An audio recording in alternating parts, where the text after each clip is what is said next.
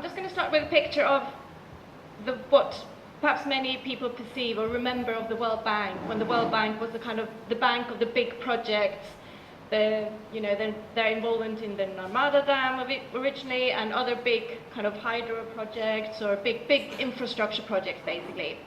I'm not going to say that this bank has gone away, but it's not as prominent any longer.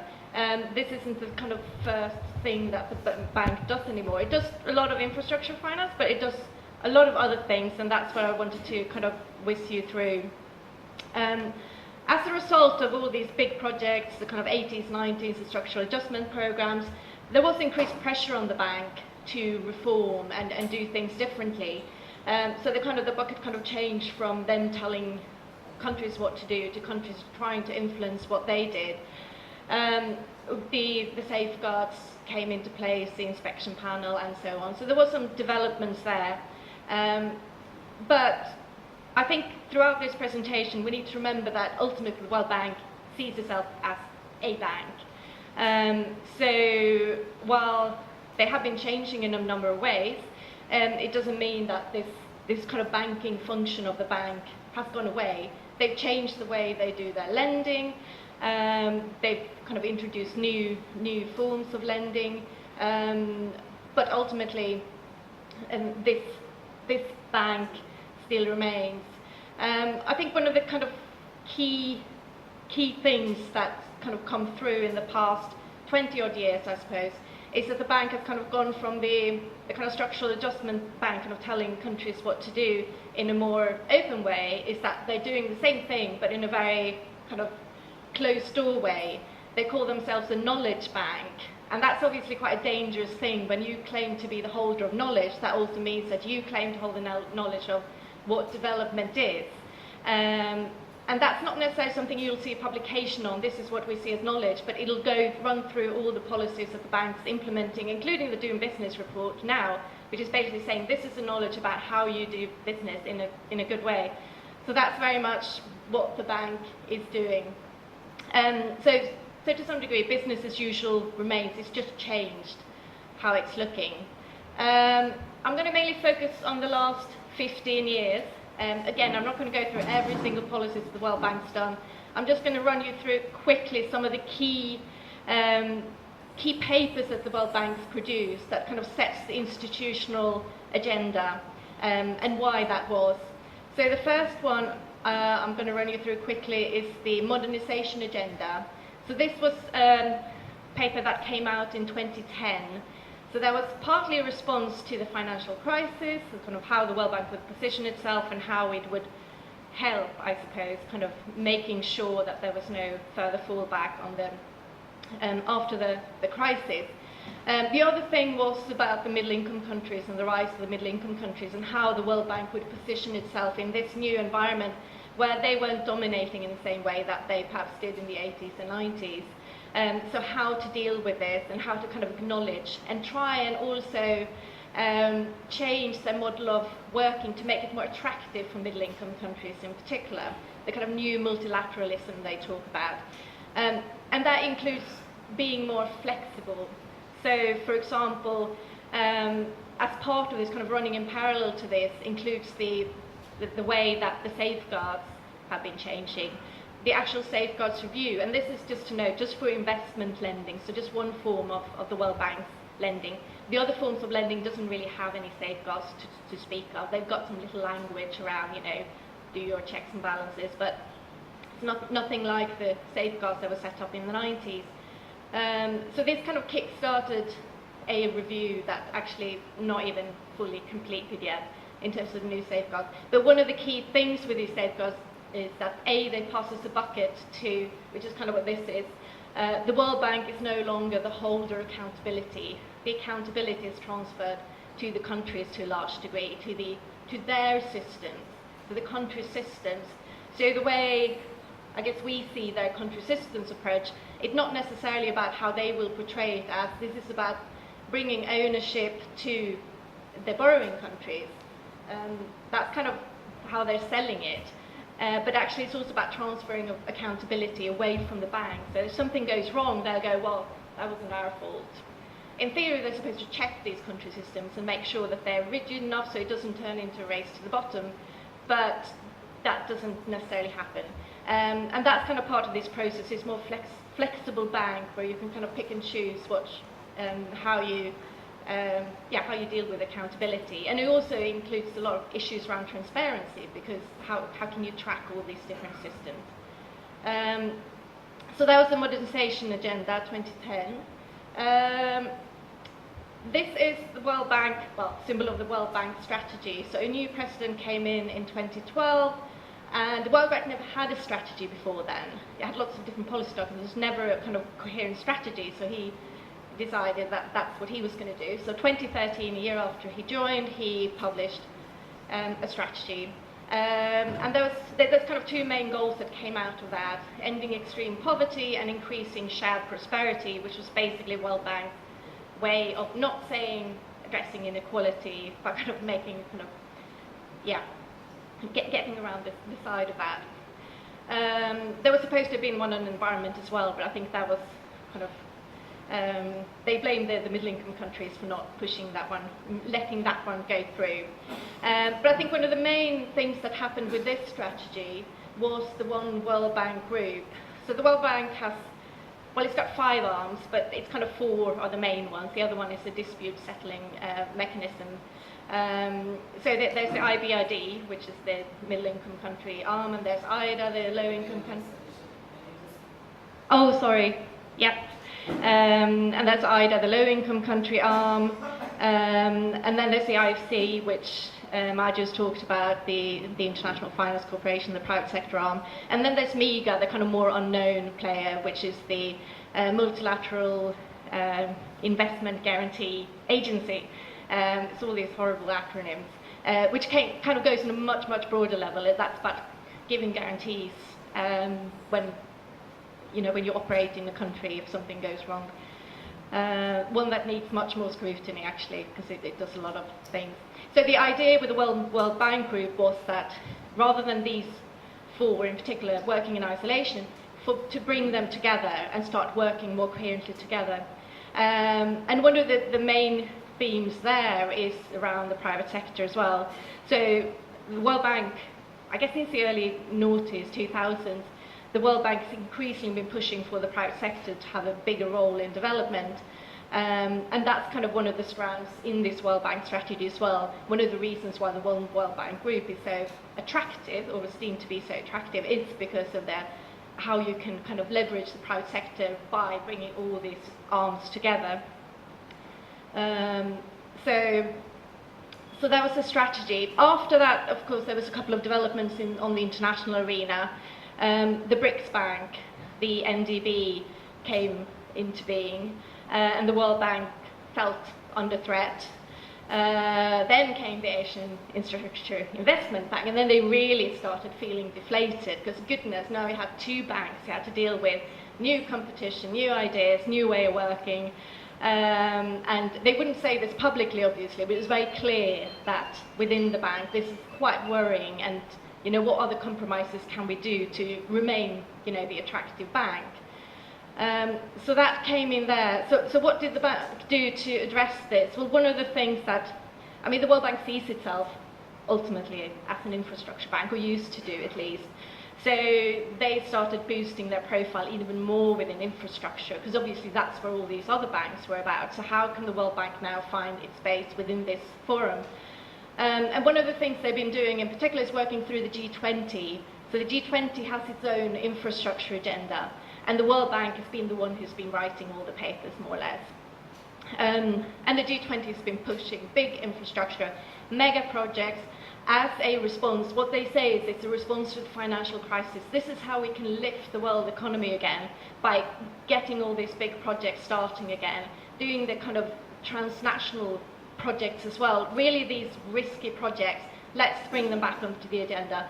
So that's what the World Bank kind of put a lot of effort into. Not necessarily, you won't see it on their website, but if you go to the G20, you'll find all these documents.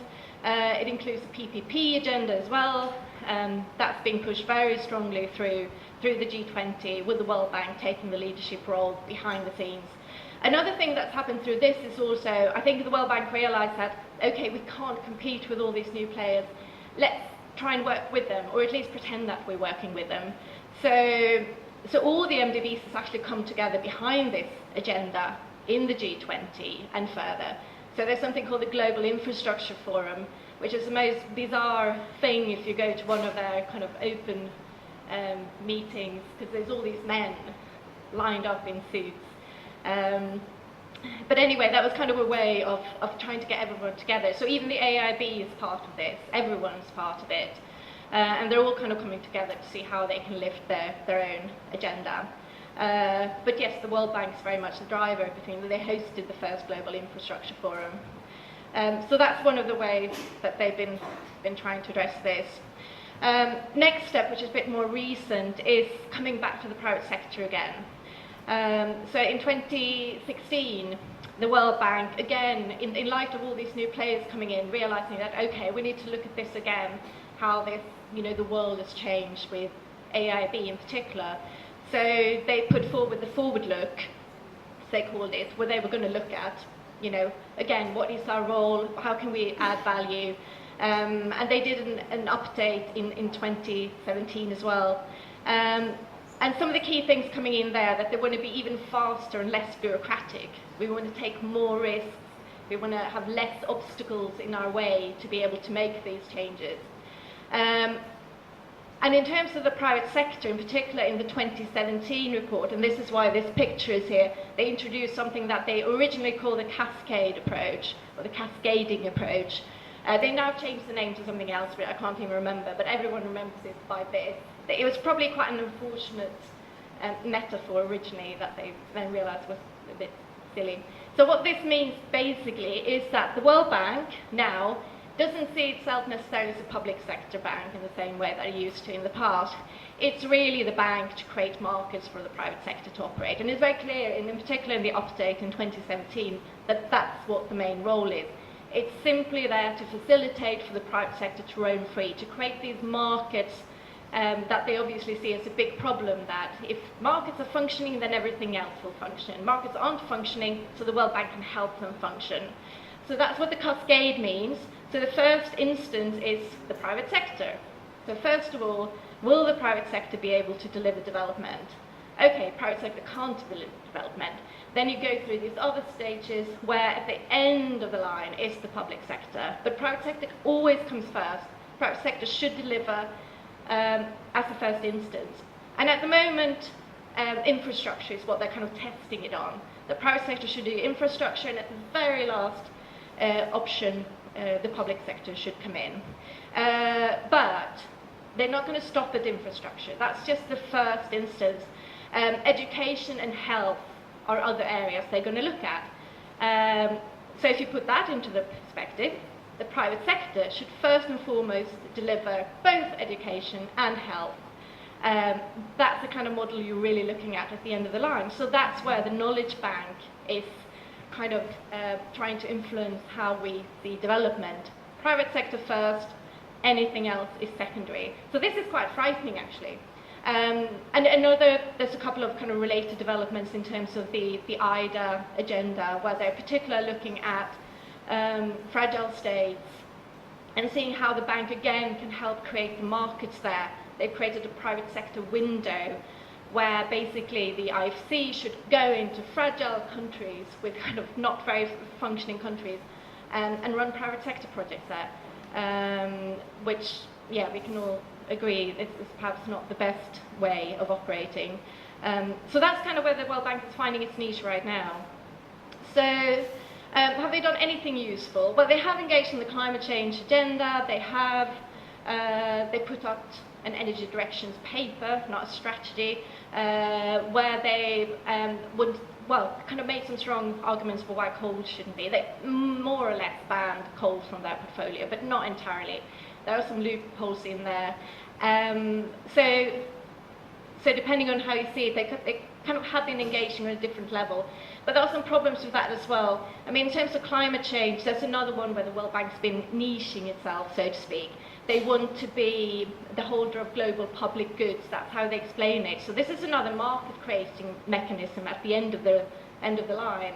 It's not necessarily about looking after the poor and vulnerable communities, even though they'll obviously use that language, but ultimately they want to create markets so that this big externality to the market, which is called climate change, can also fit into this big model where the private sector plays a part and where the government can take a step back. So that's ultimately what that is about. And then also another thing, so we talked about they've made some strong statements around fossil fuels and the problems with fossil fuels.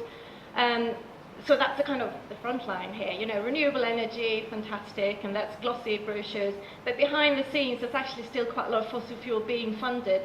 So in particular through the IFC, they have a mechanism, they do a lot of lending through financial intermediaries, which basically means you lend on the money to someone else, another bank, and then they on-lend money.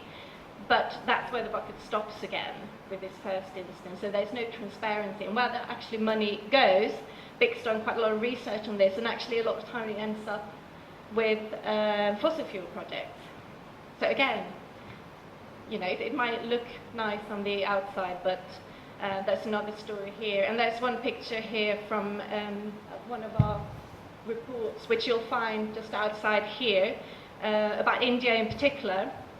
And this is just an example of what the kind of the mapping of a financial intermediary or financial intermediaries can look like. So the IFC is over there, and ultimately it ends up in this big hydropower company, and these are kind of all the things. So it takes a lot of work to track this, but it's really important to understand that that's another way that the World Bank is lending behind the scenes, the kind of unaccountable. Development policy lending is another one. It's not much used in India, but it's basically like a kind of modern version of the structural adjustment programs to some extent. It's kind of a development of this thinking where you give money to a government on the condition that you implement certain policies before you get the money. So obviously the bank has a big role in saying what these policies are. And then once you get the money, it's up to you to do whatever you want to it. It just goes into the budget, and no one can track where it actually ends up. So it can be used for budget deficits or for, anything really. The bank is not interested. They'll just give you the money. As long as you've signed off on these conditions, then you just get the money. But it'll obviously add to your debt, so it's not free money. It's another source of income for the bank. Finally, in terms of opportunities, I guess it's a tricky one because the bank is kind of now behind the scenes. You can't just go with your sign and protest like you could in the old days. Not in the same way, or at least you need to do your research first, because it's not going to be a kind of big World Bank logo generally in front of this project. It could be through a financial intermediary, it could be through some other type of lending. So what you really need to do the research. Research is incredibly important, and then expose what you find. You basically, you need to follow the money, and it's not a straight line anymore. Media still plays an impact. World Bank is still sensitive to media exposure. They have a lot of, pressures, and partly where this private sector agenda comes from is that donor countries.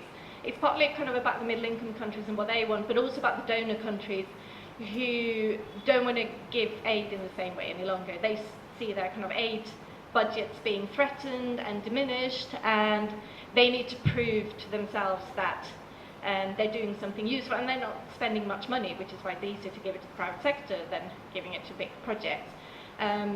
But media does work because it does kind of ring the alarm bells also with some donor countries that might have a little bit more conscience than others. The other thing is about this knowledge agenda and about what is development, which many people mention in particular this morning. What is the development agenda that's been put forward? And the fact that the bank claims that it's knowledge means that actually we need to challenge that. What is this knowledge they're putting forward? We need to have some better models for what development is that we can present to the World Bank. And there's nothing new about that. That's kind of, old things. But the fact that they're using this kind of knowledge narrative is quite dangerous. And at the end of the day, it's all about trickle-down economics still. The other thing is about the collaboration across MDBs, as I mentioned. They do work together, and that came through strongly yesterday as well for those who were here to listen about the AIB. The World Bank's got an MOU with the AIB. They work through on infrastructure. So it's how can we, use these, kind of work together on different MDBs together to put pressure on them jointly, or use the knowledge we have from different MDB. And obviously these 3 days is a really good example for how to think in that way. And then just in terms of an inside strategy, one of the things we hear a lot in the north, so to speak, when we go to do the kind of inside rounds at the World Bank, speaking to the executive director, is that, oh, it's all very well you saying that, but India wants to do this, and that's why we're doing it, for example. We get this a lot.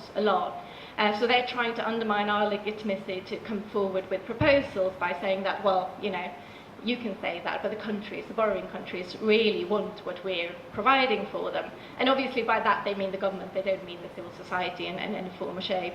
But I think there's a role, though, to work together on this advocacy, to try and team up and do it together, and also approach the executive directors of countries like India to try and kind of work on them as well. They don't have World Bank remains fundamentally undemocratic institutions. There's only 5 countries that actually have a proper seat on the board. The rest are lumped together in all sorts of weird and wonderful constellations with various different countries.